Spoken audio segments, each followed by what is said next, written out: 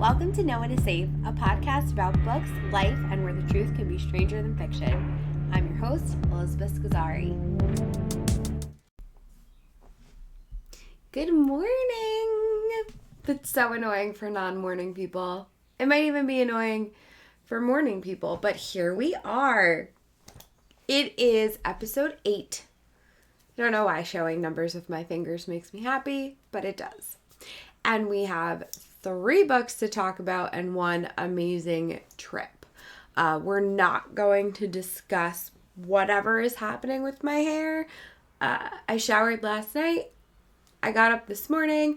I looked at it. I was like, all right. So I took my brush, ran it underwater, and gave it like a comb through. And then I used my boar's head brush just on like this section. So I really, here we are. And because it's the morning, I'm going to apologize for that. Because who doesn't love some nice morning sniffles? I'm also going to see if I have a tissue anywhere around this desk. So now that we have gotten most of my distractions and most of my morning congestion out, we are going to talk about books. So the first book that we're going to talk about is Horrorstör by Grady Hendrix. Overall, I gave it a 3.5 4-star review. It is a horror comedy book, and it is super, super quirky. Dare I even say campy, although my grasp on that definition is kind of slippery. But it was, just from like a technical standpoint, one of my absolute favorite books I've ever read. However,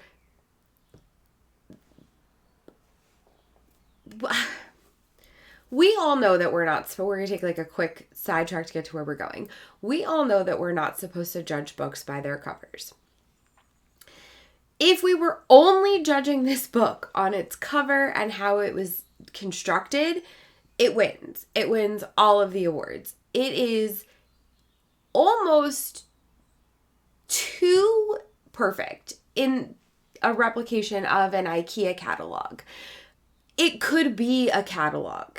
From the front cover to the back cover, there is just like, it's over there. That's why I keep looking at it. The amount of detail, each page, like the copyright information, everything about this book could be a catalog, including the coupons in the back of the book for stores that don't exist, which like, it just, fucking joy. This book brought me joy on that level. To have someone say, this is what I want to do, and then to do it and get it done and get it published and be so wholly unique, or at least it was unique to me. I've never seen anything like it, and I loved it. So if you've seen something like it, please let me know, because I'm sure I would love that too. But it was just all encompassing. The story itself, again, it's looks like an IKEA catalog because it's set in a non-IKEA store. I think it's called Okra. I don't remember. But the store itself, for all intent and purposes, could be IKEA. They actually reference IKEA, saying that like the Okra store is like a cheaper knockoff model. And so throughout this story, you have the female main character, and she is kind of unhappy in her life, but like still going to work and getting things done. She is strapped for cash. She needs this job. She's on the verge of fucking up. Her boss sees potential in her. And if you've ever had a boss see potential in you, it can be one of 2 things. It can be the most beautiful, amazing, rewarding experience. Or if they see your potential and have decided like, you should live up to it regardless of what you want, it feels fucking terrible. So she's somewhere in between, but not, for the same reasons from my personal experience, obviously. But she's making it work. I think her name was Sam. I really probably should have double checked. But the female protagonist is in the store overnight as part of like a special recon mission because people are coming into work and there's slimy poop all over the furniture. Things are broken.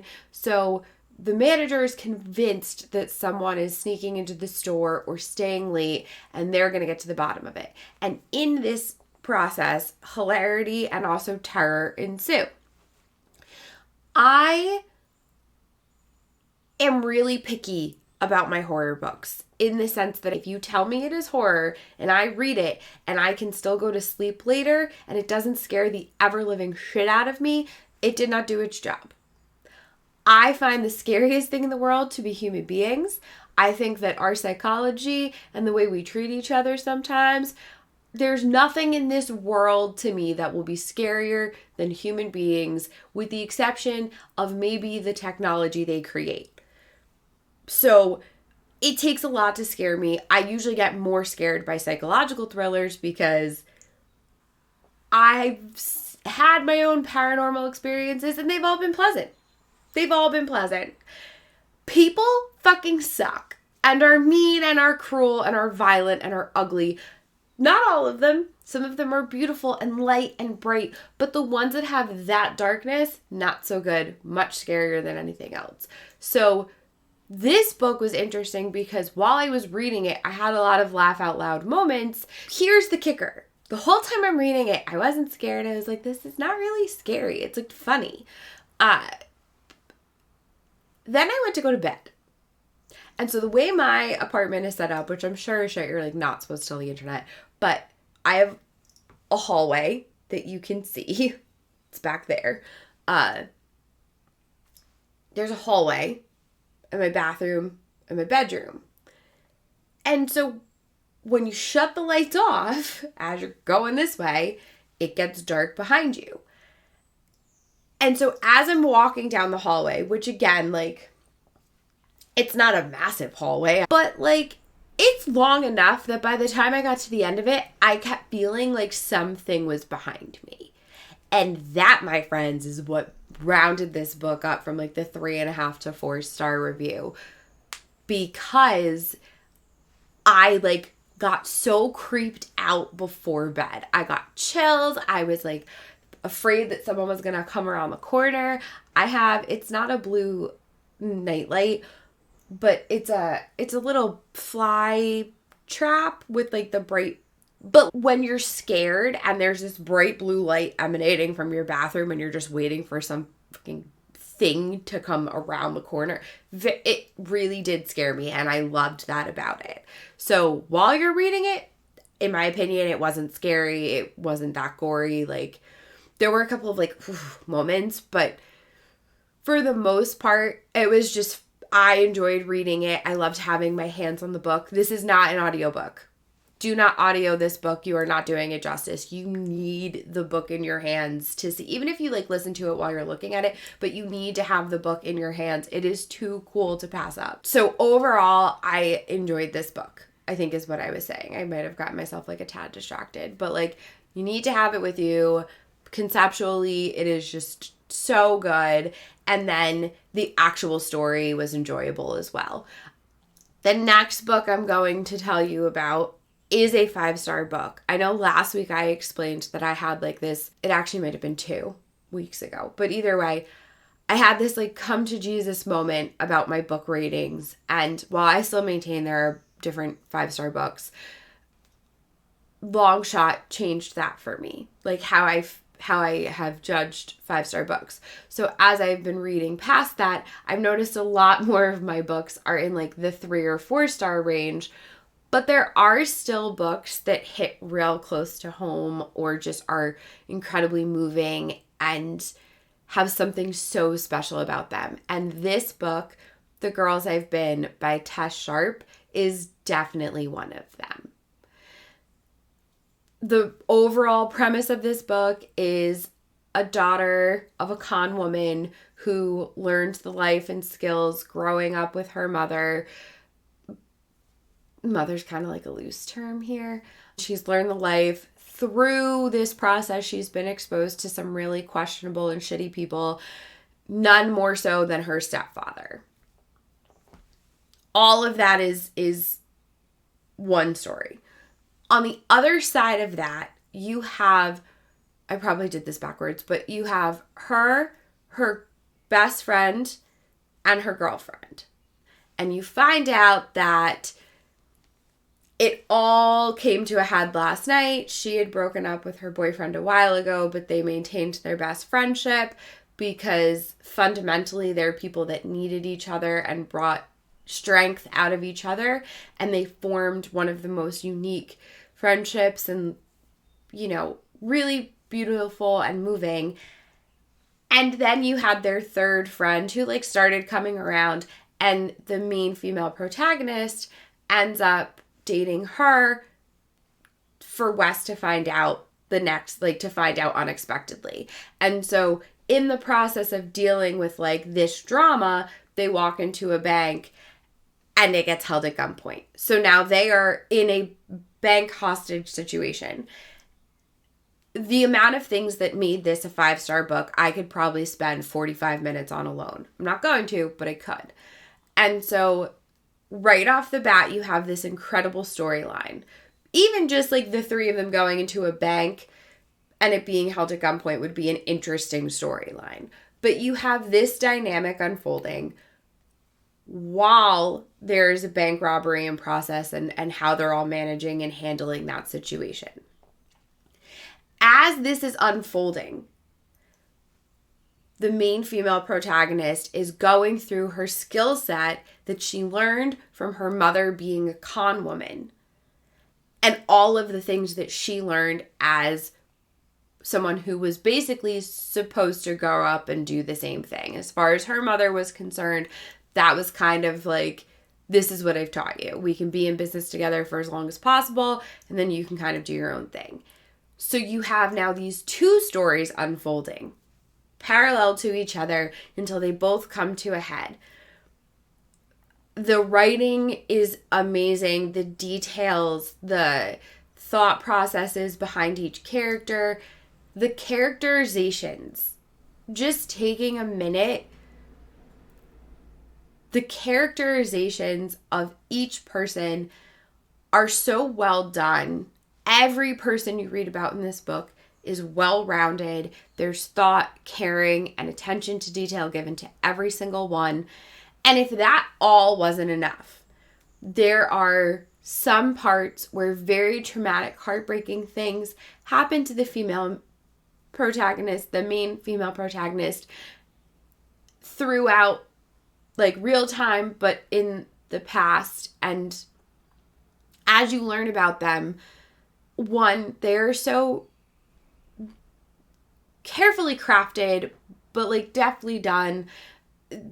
There's just, the writing was moving. I cannot form a full sentence from how like it just took my breath away, and I really loved it. It technically is a young adult book, or I'm not even sure if it's young adult, maybe like a young or a new adult book. I don't remember. It might be young adult. You could tell me this book was written for dogs and I would read it. It was so good. I cannot articulate it any better than that. The writing style was unique. The way the book was crafted was so clever. The way the story unfolds was articulately done. And my inarticulate self now is doing a terrible job, I think, of describing it. But it was just so good, I'm almost at a loss of words. Which, unlike most people when they're at a loss of words who go silent, my brain just starts shooting words it thinks is appropriate out of its mouth, which makes me ramble. So I highly recommend, if you don't think you're going to like the book, or if you don't want to read the book, or if you have something against young adult books. It seems weird, but whatever. If you're not hurting anyone, I'm not going to judge you about it. I would like to know why, but that's a whole other conversation. It's an offline conversation. There is a Netflix special being made. I don't know if that means like a Netflix movie or just a Netflix TV show. The Girls I've Been by Tess Sharpe, 5 stars. Each one of them really earned. Writing, setup, characterization, setting, moving. Bam. Okay.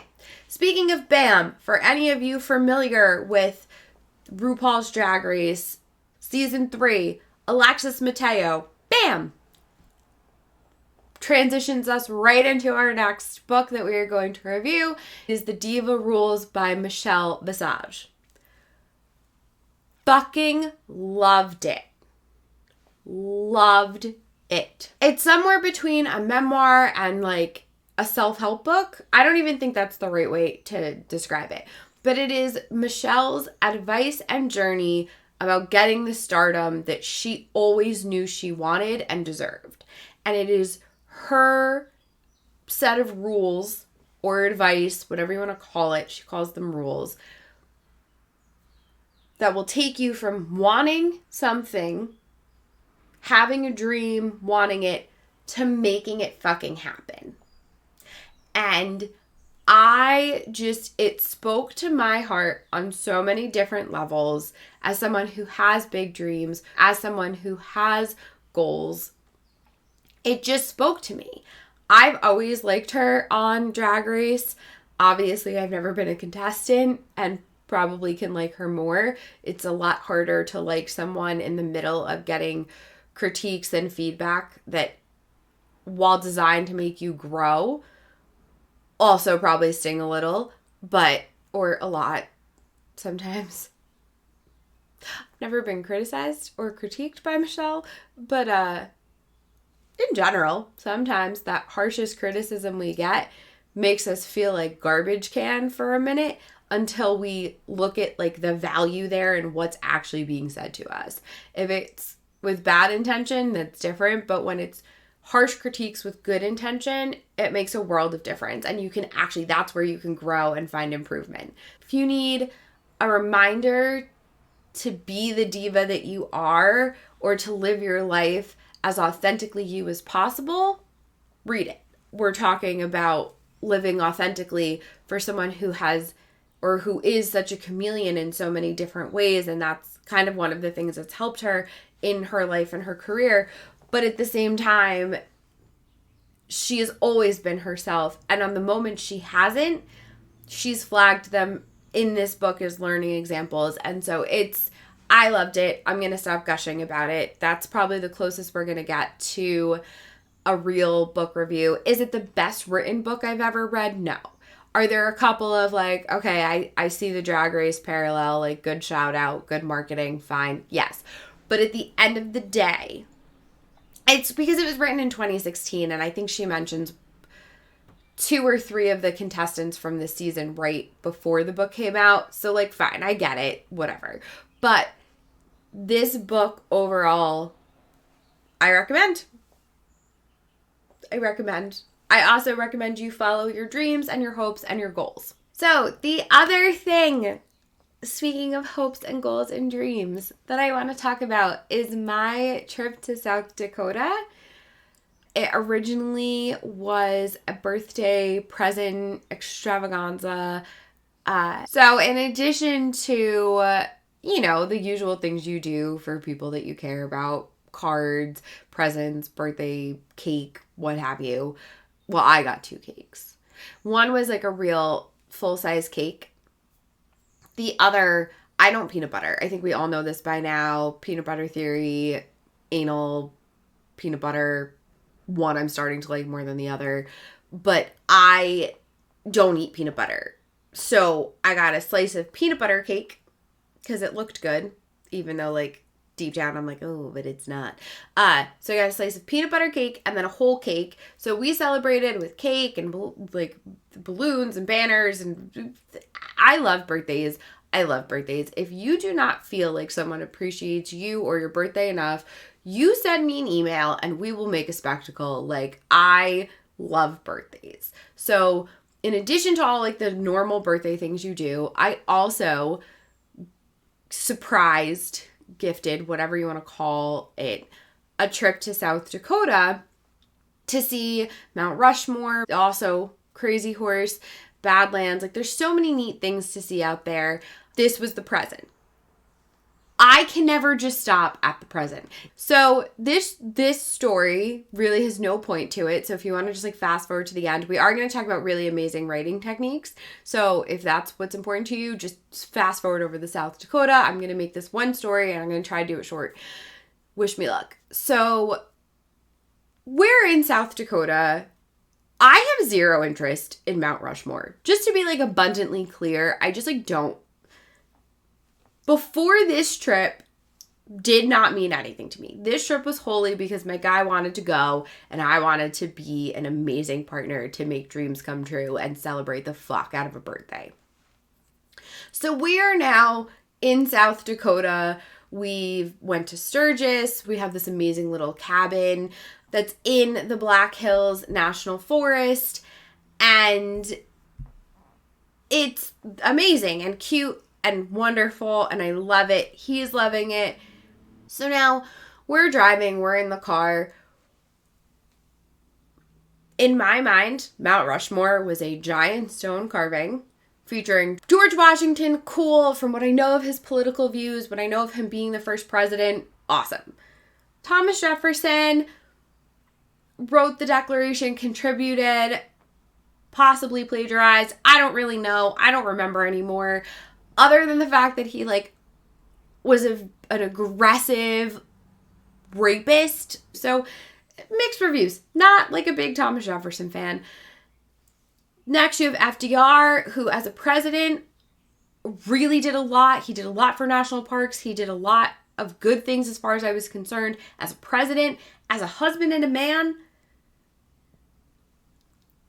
From what I remember of my presentation in 5th grade about Eleanor Roosevelt, I don't think so. I don't think that's like the poster child for the man we want. But perhaps I was wrong. There are a lot of people in the world. I can get confused. I did not do any recon before I started telling the story. I will say, unrelated, the statue face of FDR, Tom Selleck vibes with the mustache, cute little glasses, definitely like the most attractive up there. Then you have Abraham Lincoln, who again did an amazing thing by helping get to the 14th Amendment and abolish slavery and all of those beautiful things. Except for the fact that at the end of the day, no matter how much I love the top hat and beard, not the creepy mole thing, but like the top hat and the beard, yes. He didn't do it because he loved people. I mean, I can choose to believe that and live in that world in my head. I really don't have any proof either way. But at the end of the day, it literally was about industry. And how do we cut the knees off the South and evoke this change and get everyone in line and all of those things. So when you come down to it, you have a beautiful statue of 4 men who might not have all been great men, because apparently I found out on this trip George Washington was just a whore. Like, just a whore. Just anywhere he went, boop, boop, boop, boop, boop, boop, boop. Like, maybe he didn't need to cut down a cherry tree to prove that he was honest, but he was certainly fucking around on everybody else's cherry. So, my mind was blown this trip, just learning that fact alone. So, we're driving up this road. We're going to see Mount Rushmore. It's for him. It's for him, and that's cool. I'm along for the ride until we turn this corner, and I'm looking out the window because, like, I never drive the car, and I'm looking around, and I'm like, oh my God, holy shit. It's so fucking cool. If you have not been to Mount Rushmore, get out there. Do not wait. Go closer to on season though, as opposed to off season, because while off season is probably cheaper and less crowded, there's nowhere to eat past 8 p.m. Anyway, go see it, because this structure is so cool. It is so worth the trip. It doesn't seem like it should be. It's 4 dudes on a mountain. But let me tell you, it is amazing as an art piece, as a historical piece. Like, it was really awesome to see, and it was moving, and in the true spirit of at least 2, maybe 3 of those men up there, I wanted to show my patriotism in the most inappropriate way I know how. But I think our presidents on the mountain would be proud of my parking lot behaviors. It was an adventurous weekend for physical forms of intimacy and pleasure. And that is where I will leave it and switch over with no segue whatsoever to our closing topic, which in this week, instead of talking about a specific story and the things that influence that story for me, I want to take some time to talk about writing techniques and characterization specifically. Usually my writing process when I sit down is to just start writing, and typically what happens is that first paragraph gets like scrapped or moved somewhere else, but it gets me going. And most of my stories come from or start with fucked up inside of someone's brain and then coming to the world outside of them. In this novel that I'm working on, I actually did it the opposite. I started with a specific event inspired by real life and wrote this story where I had two characters who were loosely based on real people and then turning that inside out. And what I found as I've continued to write this novel is that these characters aren't fully defined. And I think that has something to do with my writing process because I didn't start with the deep nuggets of someone's psychological brain. I started with an event on the outside and now have to work my way in. So a couple of different writing techniques to talk about how I'm going to address this problem or really give these characters the full well-roundedness that they deserve. One exercise that I did was I Googled questions to ask your partner, or questions to get to know someone better. And I made a list of questions and I just went through and said, for this character, how would she answer this? With this character, I don't know who she would vote for. And I don't know her favorite book. I don't know if she has one. I know her favorite food. I know her fiery personality. So what I was able to do by doing this exercise was really think about this character and answer each question as they would. Like, she's the kind of person who loves pineapple on her pizza, which makes me really question her as a human being. She might now be the villain in the story. I don't know. I've never had pineapple on my pizza, but I hate ham. And typically people put ham and pineapple together, and I hate ham. But this character is the kind of person who would like pineapple on her pizza. She believes that Ross and Rachel were on a break. I'm trying to remember some of the questions that I answered for her. But I put together this list of questions and filled it out as if it was her. I did it with the lead male protagonist as well as the female protagonist. And I really started to round these people out. Like, for me as a human, one of my fundamental beliefs is that you should not kill animals. Am I sometimes inconsistent in that when there is a fly? Flies gross me out so much. But like, if one is in my home, before I can even think about it, I swat it, kill it, and apologize immediately after. Anyway, I digress. But for me, that's a fundamental thing. I do not kill animals. I don't get enjoyment out of it. If I do kill a bug, I feel bad. Even if I'm walking and I accidentally am going and I see an ant get under my foot right as I go, I apologize to it. That is who I am. I know that about myself. Even if I'm sometimes inconsistent in that. And where I'm getting through asking these different questions are those fundamental beliefs for my characters. Because without that fundamental core, actions seem wishy-washy, an exception could be the rule, and we don't know. We don't know unless we have a core grasp of who that person is. I think part of the reason why starting in the psychological and then working our way outward is successful for me is because it really solidifies who that character is as a person. And I think that for me, what I've learned in writing this novel, because I started with an event and like a loose idea of who these people were, and then continued forward, I missed out on that. Because of this experience, I've been able to learn a new way to craft and create characters and a way to build out characters that I already have. Because you can't just live in someone's brain 100% of the time, although some stories I've tried, sometimes I try to do it to myself. But having this answering questions, their fundamental beliefs, interviewing them.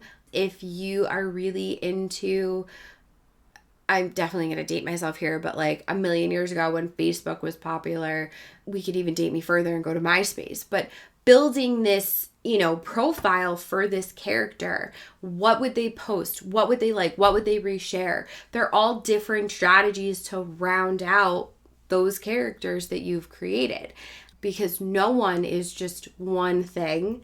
No one is just one-dimensional.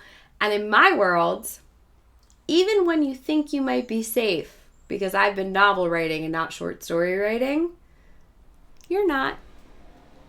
Bye. See you guys next week. Thank you so much for listening to No One Is Safe. This podcast means so much to me. If you've enjoyed it, please consider liking, subscribing, sharing, and leaving a review wherever you listen to your podcasts. For more content or more information on me, please follow my Instagram page at Elizabeth Scozzari Author and check out my website, elizabethscozzari.com. Thank you so much again, and go out and have a wonderful day. See you next week.